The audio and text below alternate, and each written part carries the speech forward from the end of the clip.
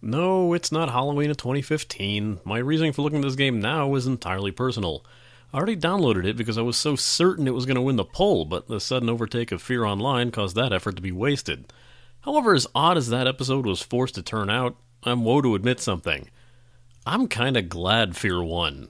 It really was a game that tried to be scary. What almost won was not. So, the reason it's not so fitting for Halloween? We'll get into that. This is the MMO Grinder, and it's time to look at ZMR.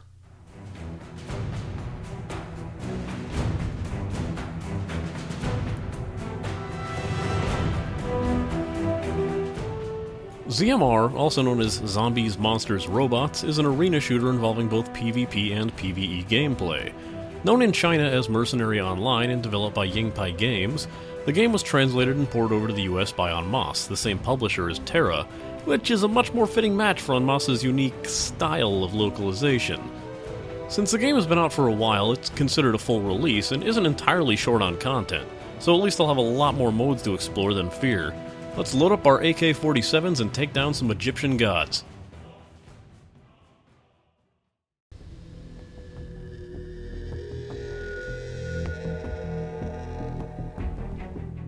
Graphics in this game reach a middle ground. They're decent, but they're not the best. I had no trouble running them at maxed out settings, only removing features that I personally don't like, and there was rarely a hiccup in frames unless the servers were just being particularly choosy that day. One odd thing I noticed when first playing is after each match, the game would insist I lower my graphics to improve performance, regardless of the fact that they weren't giving me any problems. Every other login never gave me this problem, and no, I checked, they didn't artificially throw my settings down to the minimum, they were still at max. The game has an over-the-top nature to it, but I don't think it goes far enough sometimes. The assault modes, where you face off against gun-wielding humans, resemble a straightforward military shooter, although the suboptimal stage has a glorious, if not painfully frustrating, tribute to the Contra games. The scary stages, called Paranormal Ops and Kill Everything, are a lot more atmospheric but don't really provide actual scares. Models themselves are decent but oddly random. For example, the texturing on many of these look like they've reskinned an existing model.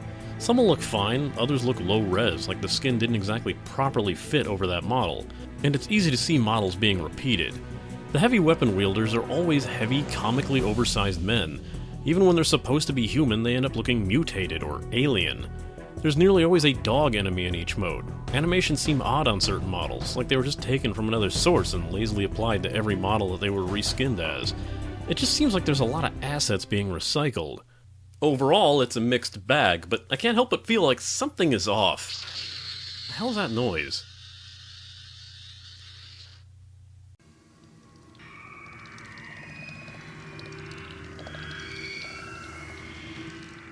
The music in this game is solid when you get to hear it. If it's not being drowned out by gunfire, it's not uncommon to hear absolutely nothing for a while. Music is most often heard in the Paranormal Ops stages and the Assault Ops stages, but most of the Horde modes go silent or ambient. Most of the music is a techno-rock fusion, which I personally enjoy, but there are occasional times where tracks will go to sound more like military marches, or in the Forbidden City Paranormal Ops stage, a very muted, creepy track that mulls about in ambience rather than demand your attention. One warning though, I don't know what's up with arena shooters maxing their volumes at the start, but you might need to adjust the volume, as the music is pretty loud, but the gunplay is far more capable of drowning out everything around you. I can cut down the sound effects by half, and there will still be times where the guns overpower everything nearby. Grabbing a mech or a chain gun caused our friendly conversations over raid call to end up as shouting over the game, as the sound of robotic whirring and clashing, coupled with dual chain guns, made communication all the more difficult. Doing so also means you might miss out on some of this voice acting though, and Unmasked is as gloriously over the top as you'd expect when you get to hear it. The tutorial is filled with an overly excited voiceover telling you the mechanics of the game, but this kind of thing never really appears again. Certain enemies have lines, but the voice filters over them make them sound like indecipherable gibberish. Some enemies have repeated sound bites that are used across them, like this odd, high-pitched shriek used by charging zombies. It sounds vaguely familiar. I will say that gunplay, while loud, has some excellent usage, save for the occasional use of that ridiculous pew noise you hear in a silenced pistol. My favorite effect being the distant gunfire that you'll hear when in PvP, giving off that soft, distant, distorted echo that you'll get a feeling just how far away some firefights are taking place. It works overall, it doesn't come across as stock, and I don't really see any reason to fault it.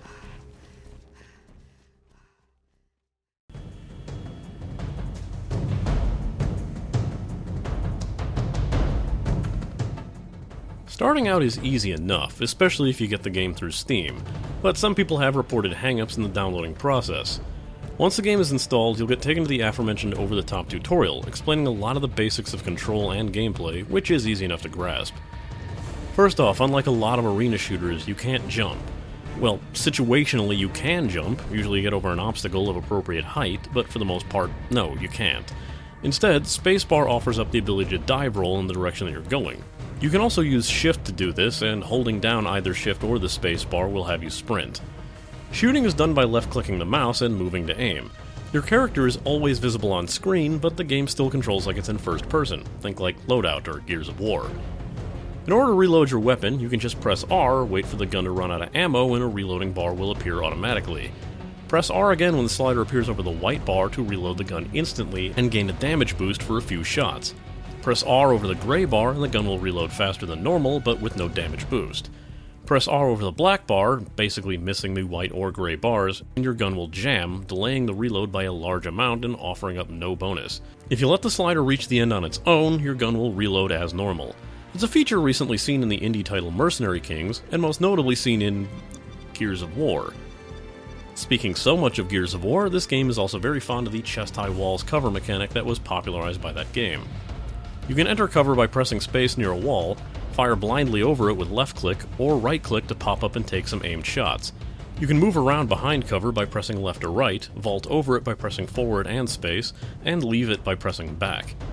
Occasionally, when taking out an enemy during PvP or assault mode, you'll find them crawling around on the ground.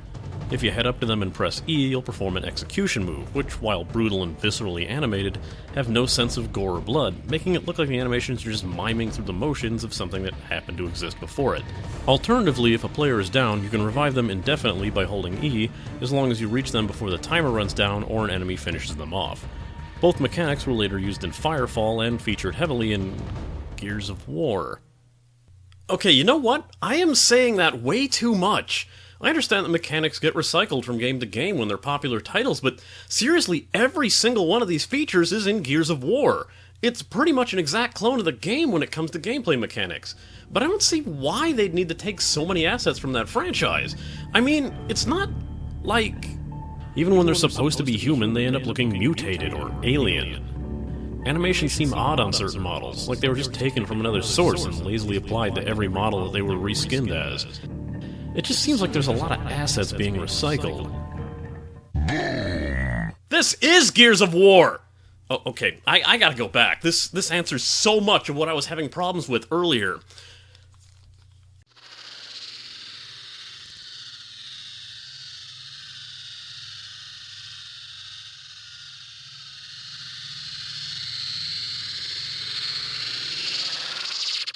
Overall, it's a mixed bag, but I can't help but feel like something is off. The hell's that noise? Okay, good. Let's provide some more info now. Every enemy in ZMR is a reskin of an enemy in Gears of War. This even extends to the weapons, which fit very specific roles. The grenade launcher is the boom shot, crossbows are the torque bow. The flamethrower is not only the same mechanically as the Scorcher, but the model itself looks very close to it. What makes this all the more noticeable is the way in which certain characters move, that each character model fits a very distinct size. This is why all the heavy weapons guys are freakish mutants that are incredibly fat and tall, because they have to fit the same size model used as the Boomers, Butchers, Flame Boomers, Grinder, and Mauler, and perform the exact same functions. Known respectively in ZMR as the Warmonger, Mauler, Purge Trooper or Fire Eater, Cyclone Trooper, and Shock Trooper. Some enemies will even use the same sound effects and audio, like the Necro Chargers using the shrieking sound clip of the Berserker. I'm not even sure if I can praise the graphics and sound because of this, because I honestly don't know what's actually theirs. While ZMR obviously took effort, as they aren't direct reskins and actually have alternate model work done, the fact that sound assets, movements and animations, hitboxes, enemy types, weapons, and mechanics are lifted wholesale from Gears of War shows and displays far less effort than the developer just making an original game from scratch. In fact, let's look at Yingpai Games for a second. Looking for them directly in Wikipedia gives absolutely nothing, but if you look at a page for the Gears developer Epic Games, an interesting note pops up. In 2008, a Chinese division of Epic Games was opened in Shanghai, simply titled Epic Games China. This division decided to open its own stateside studio called Titan Studios. However, both Epic Games China and Titan Studios were dissolved in 2011, and Epic Games China reformed themselves as Yingpai Games. So their flagship title is an online version of Gears of War, called it Mercenary Online, and used all the assets of that game that they used to own under Epic Games. Don't believe me? Go to Yingpai Games' website, and the corner image informing us that they're hiring is adorned with the grizzled visage of Marcus Phoenix. ZMR is an actual Gears of War clone. Okay, now I can actually get back to where we left off.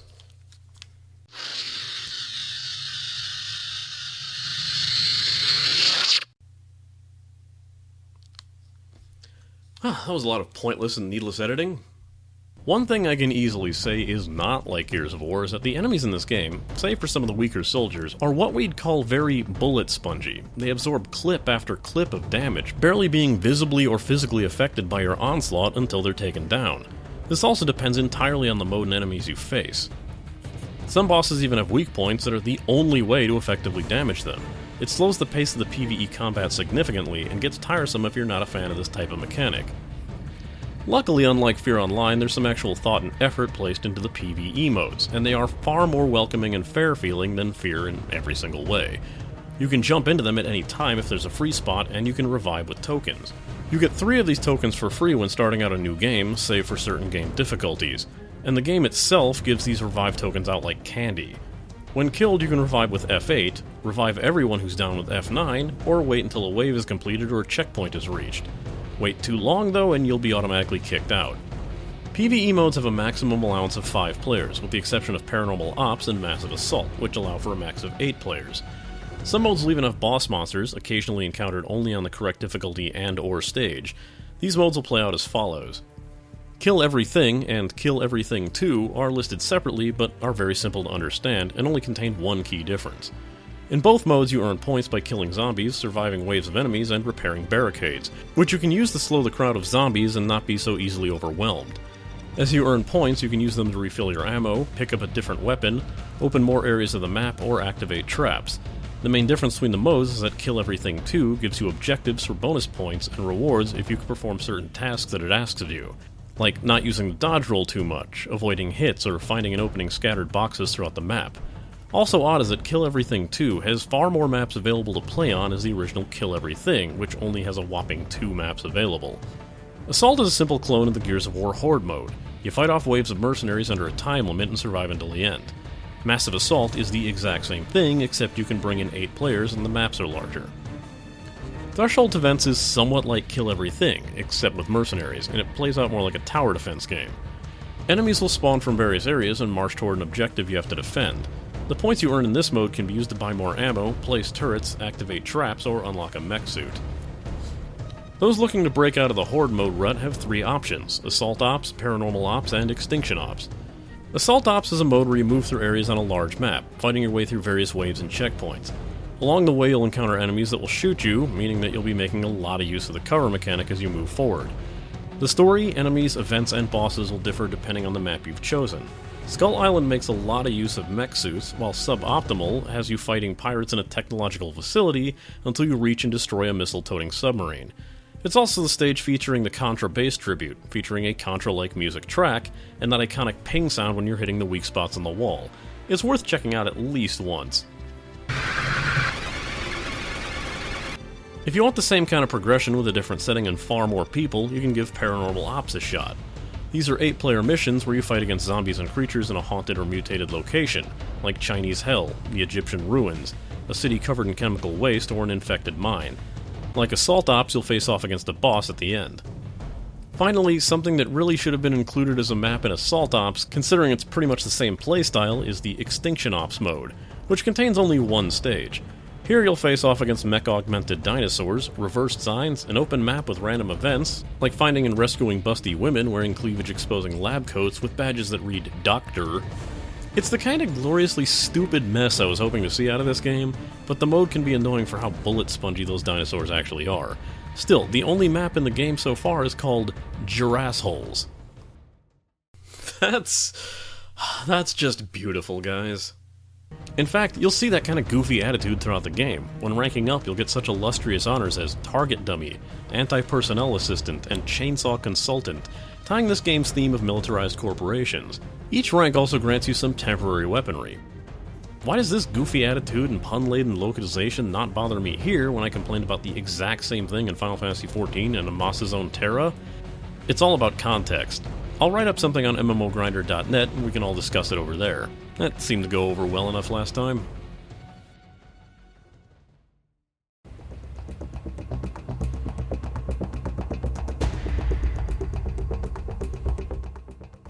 This game isn't coming off as too popular or populated, despite having so many channels to choose from, many of which limit your play to PvE and PvP, even specific game types and a section for solo players. Most people just crowd around the first server channel and that's it. The game does seem popular among the Brazilian players. There's plenty of BR to go around and the megaphone chat consists almost entirely of Portuguese. But in-match it's mostly focused on being quiet. Even the PvP matches I was in rarely erupted into visible arguments among teammates. The most obnoxious and common form of entitlement came from the PvE revival mechanic, as it's not uncommon to see players insisting that you revive them with F9 and spend your tokens rather than use their own, even the 3 free ones that they start with. This of course isn't an issue in PvP as there is no such mechanic. Like the PvE content, there's modes based upon military gunplay as well as warding off the infected hordes. There's plenty of standard content mixed among the more thematic ones. Many modes have the ability to allow you for friendly fire if you wish. Looking over the tried and true modes, there's of course the self-explanatory team deathmatch and free-for-all modes. Basically, shoot everyone that's not on your team or not you. Elimination is similar to team deathmatch, except that you cannot respawn once you're killed in this mode. These matches are expectedly far shorter, and the match timer reflects this. It goes a few rounds before deciding an overall winner. Demolition mode is similar to how Fear Online and most games run it. One player has a bomb that they must carry to a point and arm. If that player is killed, another teammate can take their bomb and attempt to complete the objective. If the bomb goes off, the attacking team wins the point, but if the defending team disarms the bomb before detonation, they get the point. One mode I found painfully annoying was King of the Hill, which is like point capture but with a singular point. The problem is that on many maps, this point is outrageously tiny, and any attempt to capture that point will likely mean your imminent demise, as the radius is smaller than a grenade blast and there are usually no cover points, and heading to that point exposes you to attacks from all sides. The mode goes on seemingly forever, as it has no timer and only ends when one team reaches the point threshold. I don't recommend it, but if you want to play it, it's your prerogative. Moving away from the more traditional PvP modes is something a bit more fun, depending on who you ask.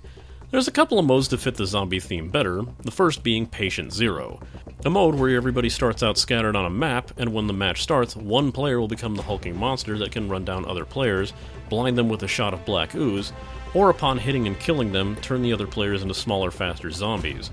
The idea is to infect other players and bring them to your side, until you infect every last human player. If any humans survive, the point goes to them. The issue with this mode is the map has several unfair choke points, where the human players can hunker down in one area with only one entry path, and tear down any zombie players in a hail of gunfire before they can even get close. After a while, it became more of a race to see who could reach that point in time. My personal favorite mode, despite Grindstone being very divided upon it, is Mercs vs. Monsters, a PvP deathmatch mode where instead of playing as your character, you start as a weak, free character, and earn points upon getting kills or dying. You can then save up these points to upgrade to more powerful characters with differing abilities, but you'll lose that character when you die and will have to purchase them again. For example, the Merc starts with a simple pistol-wielding soldier, but can spend points to become the heavy flamethrower user, snipers, stealth robots, or even a massive mech at the highest and most costly tier. On the monster's side, you can start as a speedy zombie that does heavy melee damage, but no range damage. They can upgrade to monsters like an exploding dog, an archer zombie, a stealth ghost, a healer or summoner, and at the top tier, a sword-wielding Hell Knight that buffs nearby players.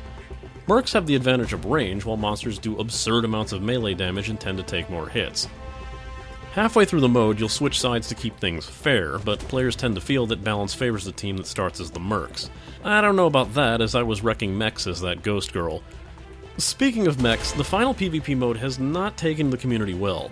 Mech combat in the game feels very lackluster. The controls feel odd and sluggish, while mechs get destroyed with very little effort.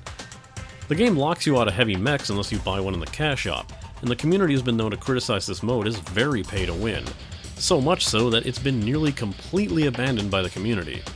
This, in turn, does lead into the problem with the cash shop that you've probably guessed about now.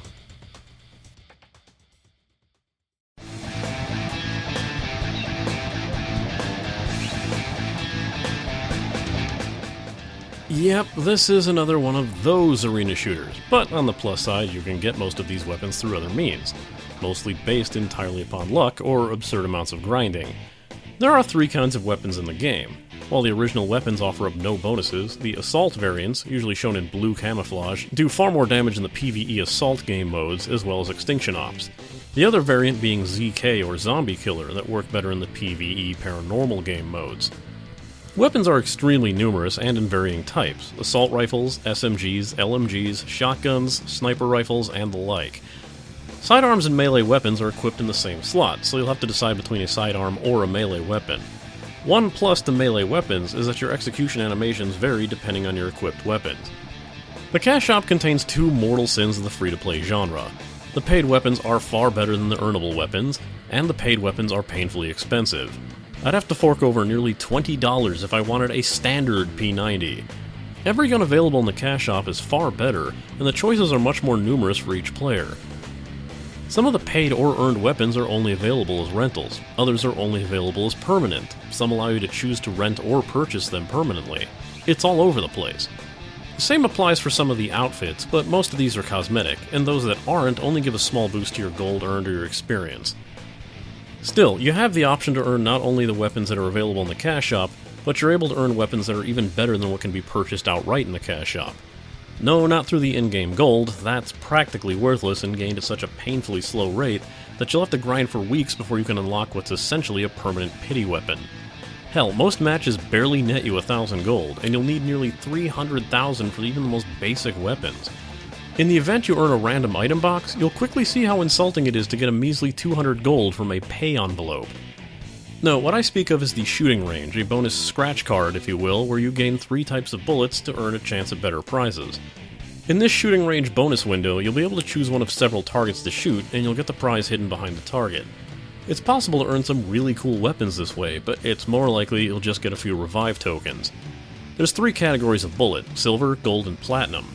Silver is earned through normal modes, gold earned in the expert modes, and platinum earned in nightmare.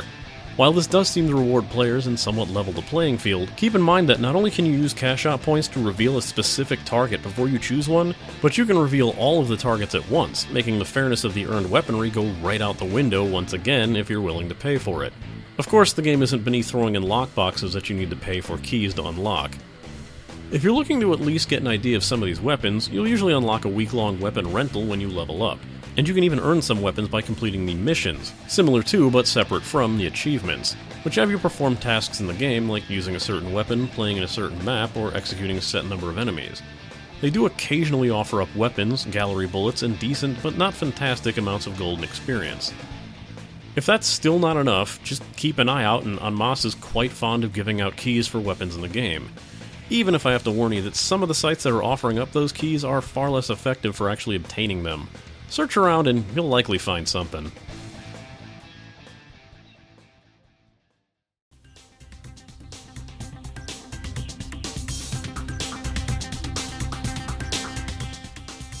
ZMR is certainly a thing. While this is likely the most obvious clone game I've played since Hunter Blade, it at least does something with that gameplay than just trying to fully recreate the game it's cloning in look, form, and style. Regardless, I still had fun with the title, even if that depended more on what maps and modes I was playing. If there's one thing I can say for certain, I'm kinda glad this didn't win the Halloween poll. That wouldn't have worked out as well.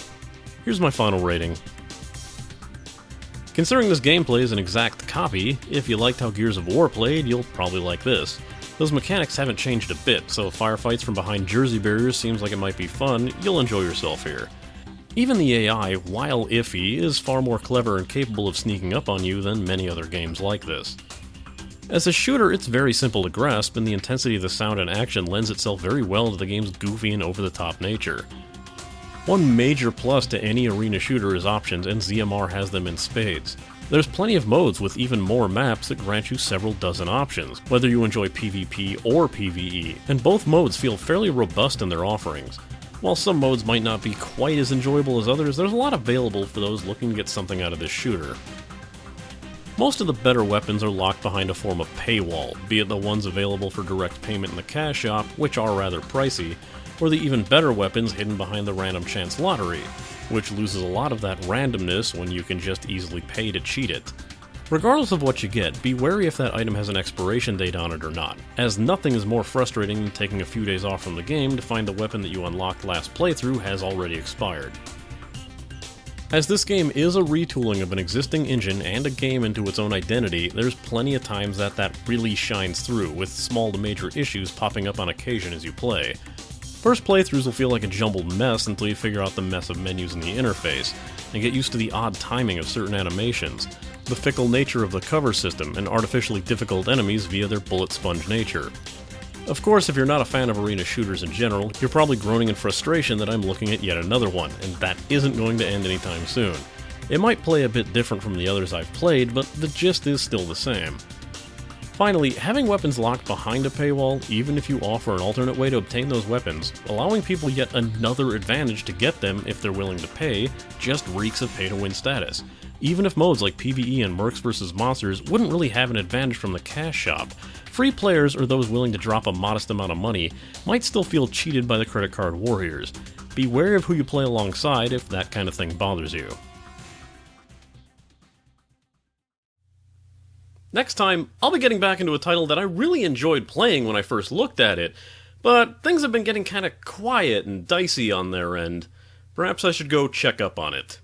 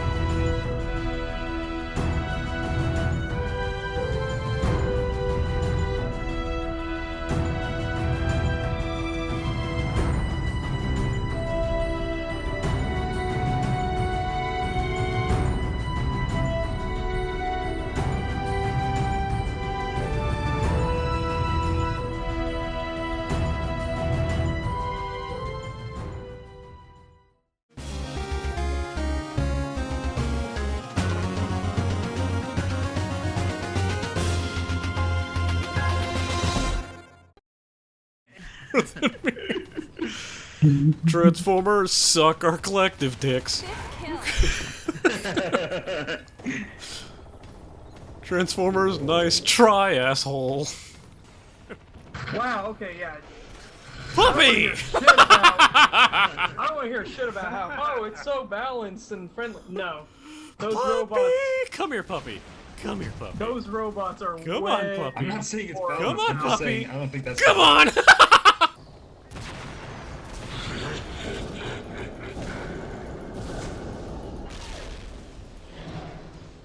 Yep. Just call me Mech Wrecker, bitch! Throw spears at the mech. Call me Mech Wrecker! What? Little girl, up your ass! Gotta go. Good God, I love this game mode. Call me Mech Wrecker, bitch!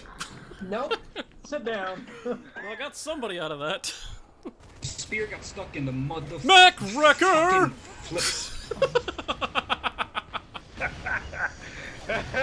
Spear accuracy.